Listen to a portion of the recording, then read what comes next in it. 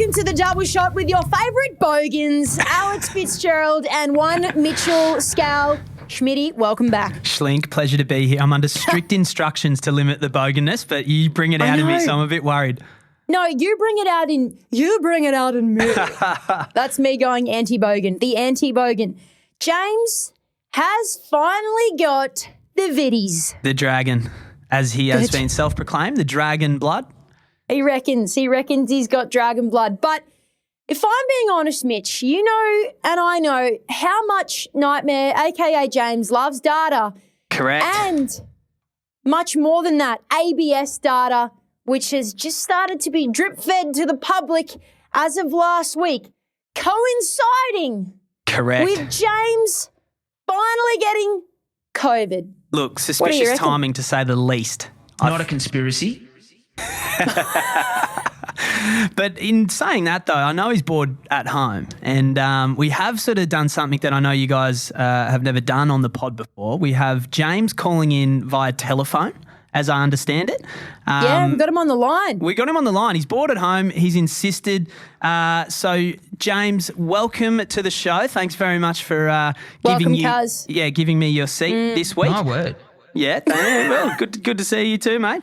So, look, there has been some conspiracy theorists out there, as Alex was indicating, that seem to think you coming down with COVID has coincided with your favourite week of the year being the release of the 2021 ABS data. James, what say you? Not a conspiracy. Okay, he's keeping it short and sweet on the line there. He's obviously doesn't have a lot of time whilst he's being sick and going through data. Because, I might have spoken to your wife a little bit earlier in the week. She said there's been a fair bit of time that you've been spending in the bathroom. Is how's that all going for you, mate? Can't fill it more than the tank will take. Whoa, Jesus, mate.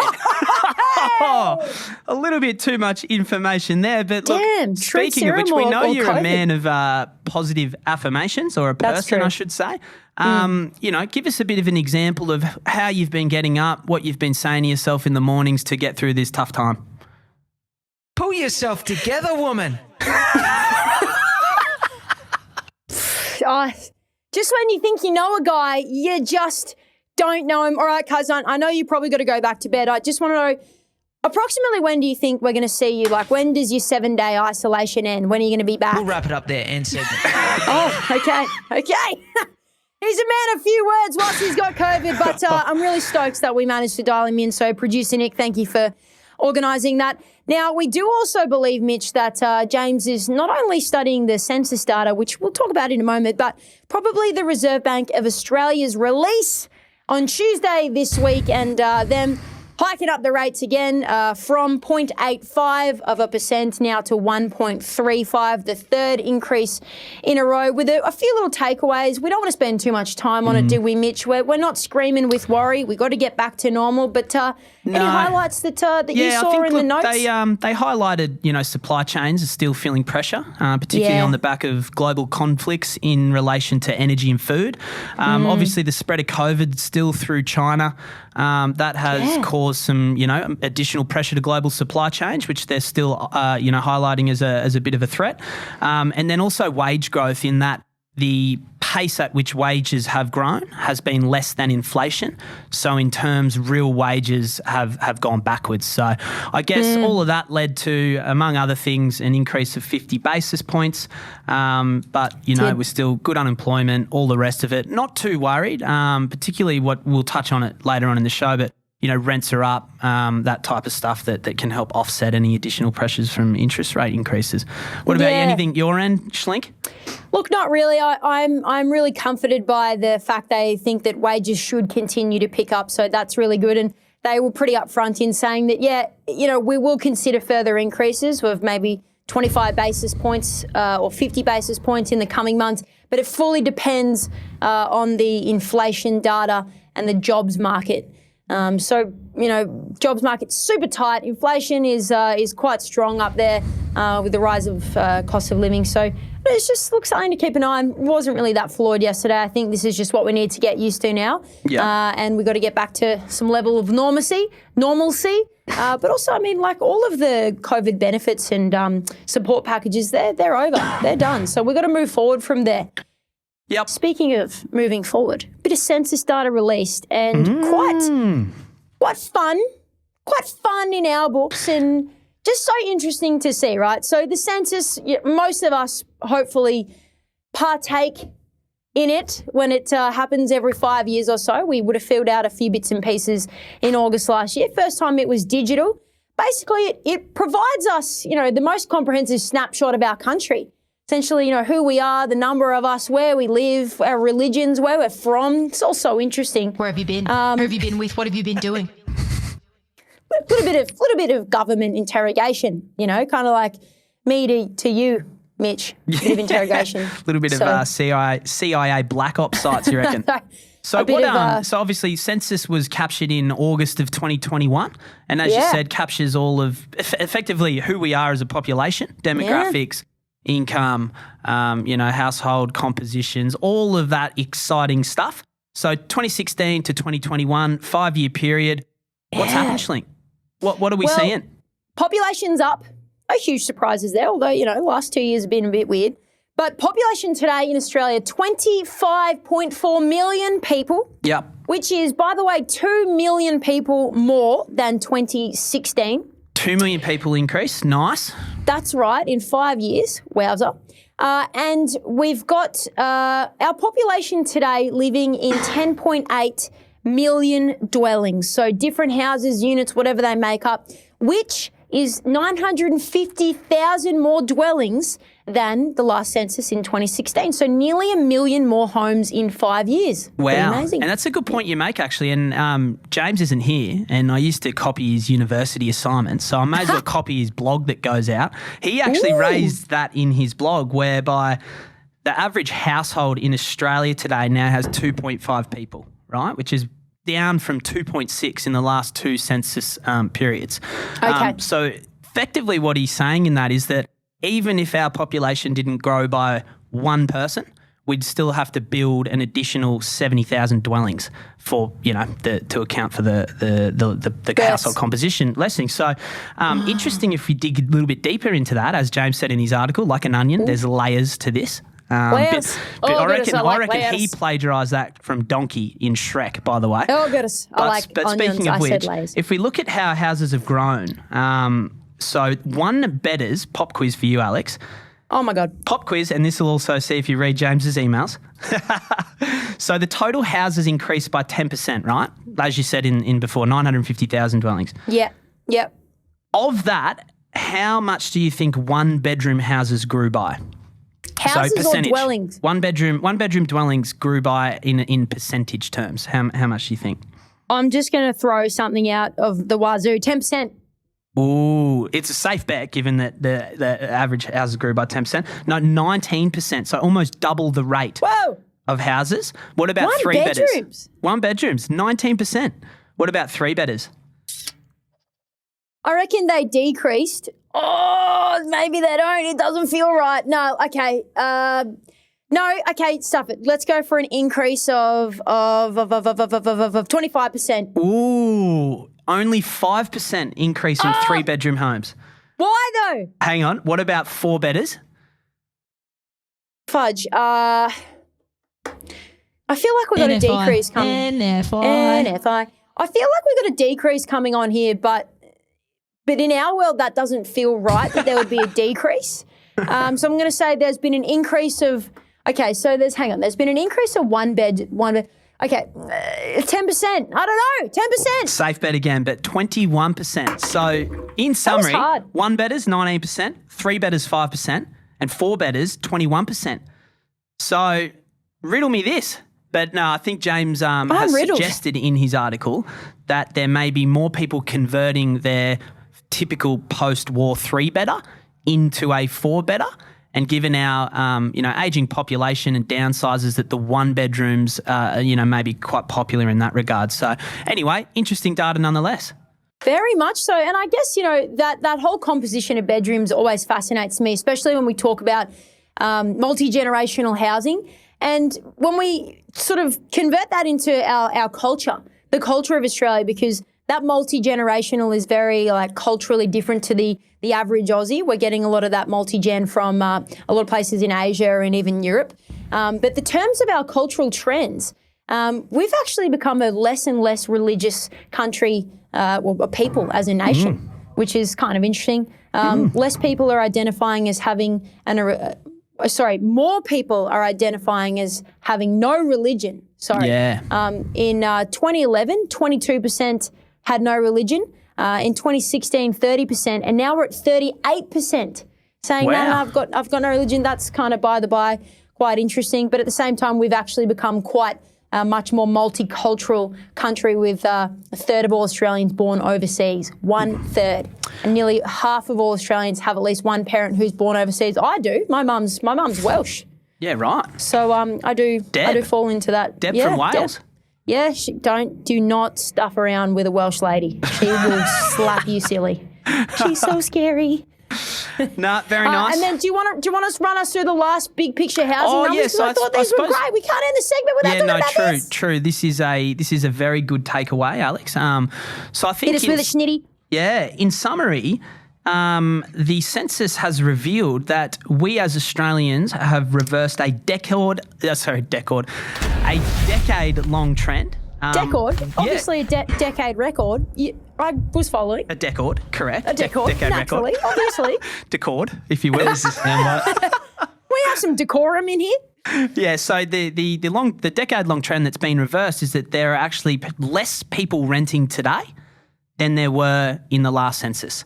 And that's amazing. Crazy. And that's the first time that has happened. Now, I don't know what we put it down to. You know, part of me thinks record low interest rates for that period, probably cheaper to buy, and record, increases in rent as well during that period probably contributed. But to put it into context, I think 35% of Australians now own their homes with a mortgage. 31% of Australians own their homes unencumbered, and the balance are investors that rent their properties out to tenants. So there you go. A decade, if you will.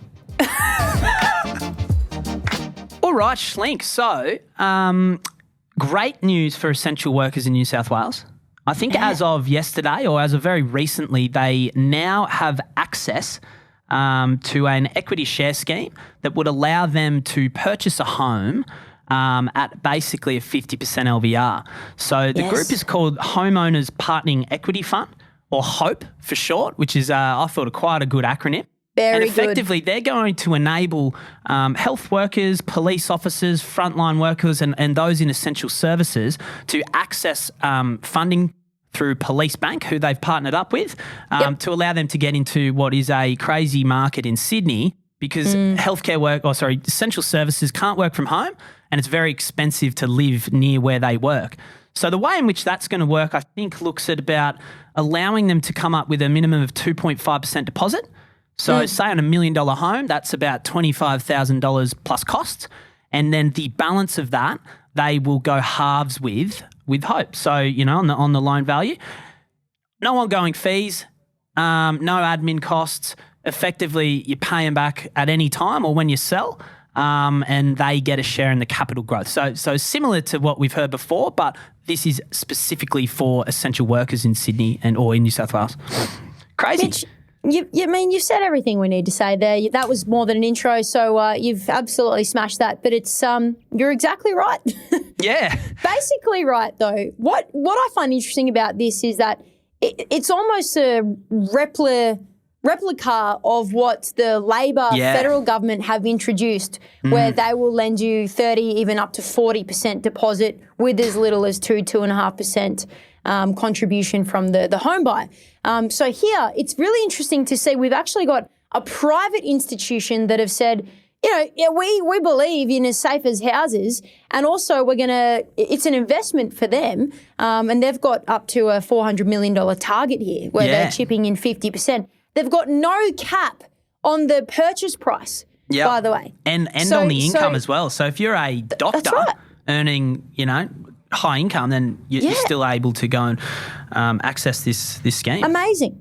It's crazy. Amazing. And look, Sydney is where they need to be introducing these things. And 100%. At some point, I suppose, your Melbournes and your Brisbanes. But, Sydney, the housing there is just off the charts. You can't even go 50Ks out and pay, less than $600,000. So I think they've got to unlock that there. 100%.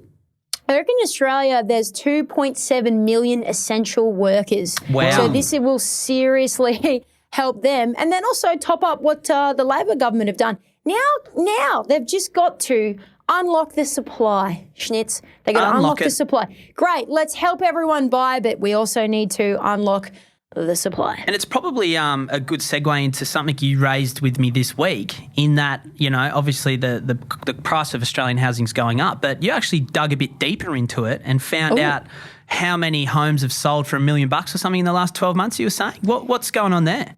Well, I mean, look, I do get the EDMs from CoreLogic. We read CoreLogic reports, so you don't have to. I also just get their EDMs, so you don't have to. You get their EDM, so you don't have to read them. We read their subject reports, so you don't have to. I read your summaries.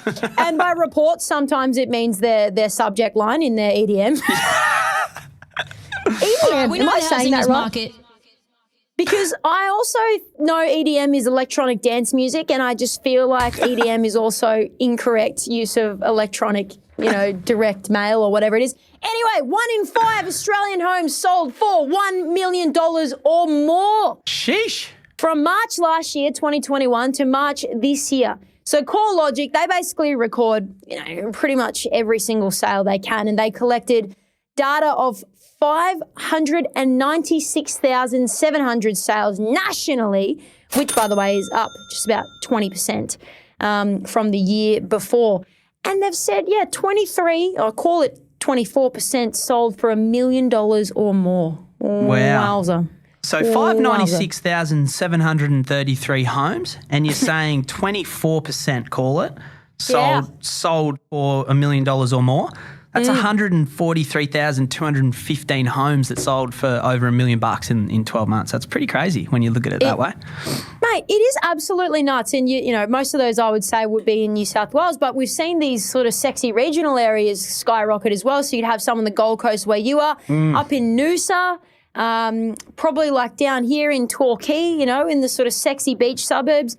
And even, Mitch, you and I dialed into a live auction last night with Ray White, and they were selling $1 million houses in Upper Coomera.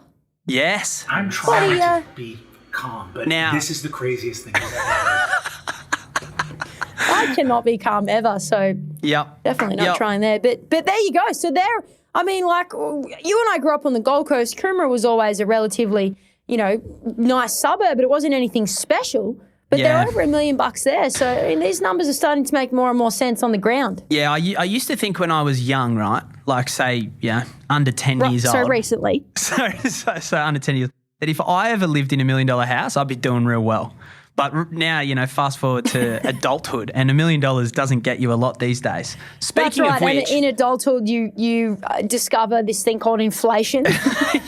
Where the money you have in the bank is going backwards. Yeah, correct. That's inflation. Yep. Got money in the bank? Cool. It matters. Not at all. It's gone backwards. But probably a good segue, though, into the CoreLogic data on median house price, given we're talking about $1 million homes we're data heavy today. and so forth. Sorry, I just saw it. I thought, you know what, I'm going to go for it. I'm a guest on this podcast, but I've got to take my opportunities. Just like Eminem said, you've only got one shot, Alex.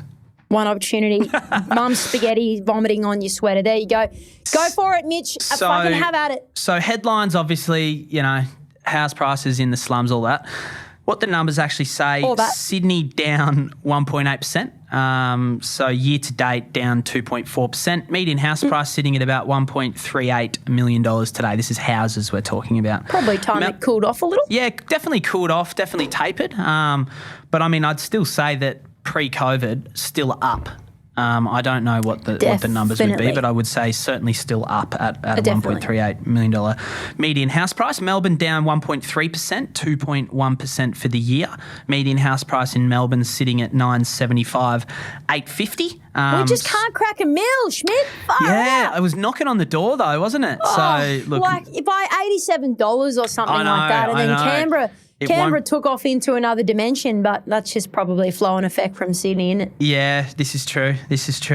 Brisbane level, no movement. So 0%. First time this year that it hasn't grown for the month, but still probably up. not. You've experienced sub 10 10 degrees Celsius, so everyone's just stopped what they're doing. I was going to say, like I was running, my layer system yesterday was long shirt, lamb's wool sweater. My layer system. Lamb's wool sweater, Kathmandu fleece, and I was still cold. So it does not surprise me that people aren't buying property. Lamb's wool sweater, Kathmandu fleece. You're out of touch with the common man. You'll be buying $18,000 bloody jackets with Vladimir Putin. Mate, end of financial year sales allows us to, splurge a little bit, get a bit of value for our I'm dollar. ready to spend irresponsibly. 0% movement for the month, still up 9.4% year to date. Median house price at 892,133. Adelaide, though, still going gangbusters, up 1.3% for the month. 11.4% year to date, being the strongest capital city market year to date out there. Median house price sitting at 699,251, so about to crack nearly the big 700. The big 700. Adelaide, 0.4% for the month. 4.3% year to date. Canberra, 0.3% for the month. 4.2% year to date. And then nationally, we're down 0.9% and 1% up year to date. Jeez, you are loving those numbers. Yeah. So Jeez. that's But state of play. Can we round out the half year full report card? House prices versus ASX 200 versus S&P 500, salt and pepper versus your Bitcoin. Okay, Go on. Let's go from shit to shitter, and then just see where houses ended up there. Look, I'll give you the stage for this, Schlink. I've been regurgitating numbers for the last segment, so it's all you. Tell us what's happened. Let's just round it out. This is where the first half of the year has put us off. Bitcoin, they've been absolutely smashed, down 57%. Poor.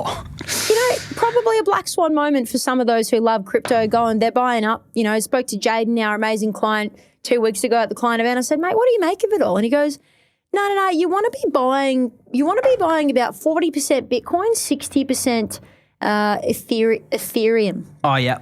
I was like, okay. Yeah, I'll right. think about it. Yeah, okay. Anyway, half year report card, S&P 500 down 20%. Then we go to the ASX 200. Everyone knows they're having a shocker. We're down negative in the red, still 14%.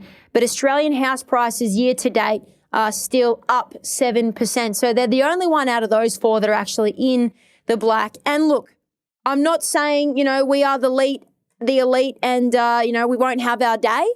We will, of course. But it's that old saying, safe as houses.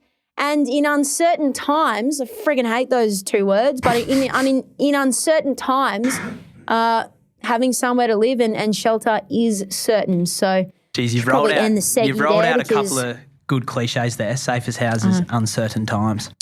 Just an absolute walking cliche. There's a job for you at the Herald Sun.